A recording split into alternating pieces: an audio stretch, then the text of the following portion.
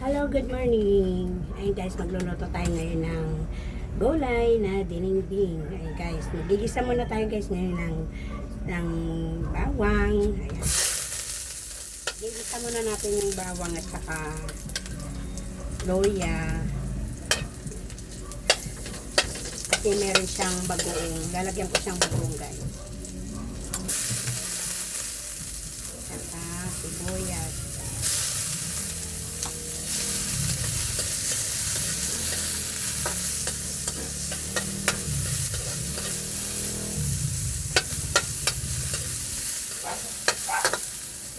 Saka kamatis. Ayan.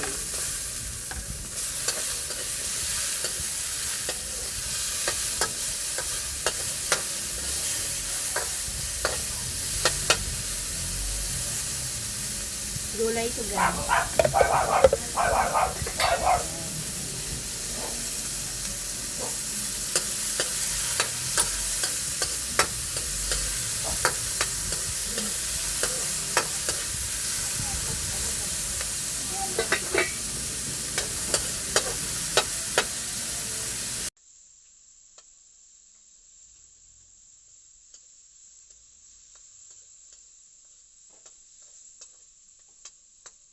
Meron siyang konting sahog. Ay, guys. Chicken.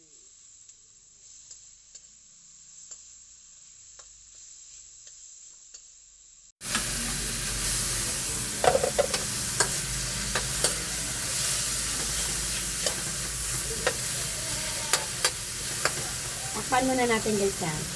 Mamaya ay ating i-open ulit. Ayun na guys, ating nabubuksan. At ilalagay na natin yung gulay. Ang magano dito, naka-ano ko. Yan na natin yung gulay.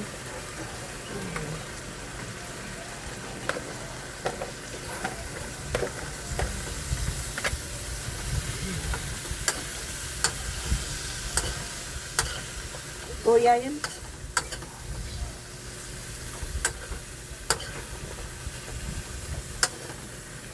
Waka.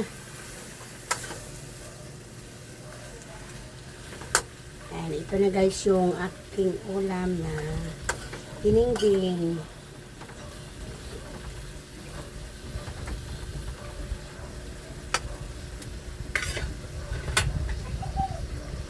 Tapan muna natin guys ha. Ayan guys. Tapan natin ang takip. Ayan. Ayan na guys, atin nabubuksan ang ating niluluto. At titikman na natin.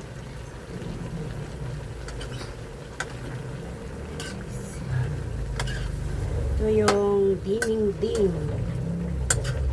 Gulay na bunga ng malunggay, talong, kalabasa, at saka okra. At saka mayroon siyang sahog na kunting karne ng manok. Tikman na natin guys.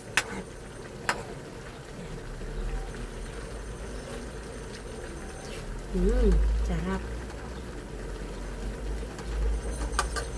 Lutong Ilocano ito guys. Ang ating niluto ngayon. Yan. Alam nyo guys, yung itong malunggay na ito, galing pa to sa Tarlac. Dala ko pa sa Tarlac. At ngayon ko lang niluto.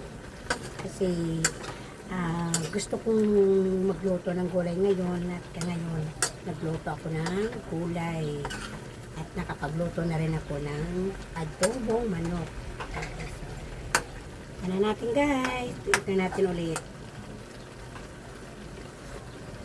Sarap talaga guys. Ayan guys oh. Look at. Ayan. Sarap dito guys.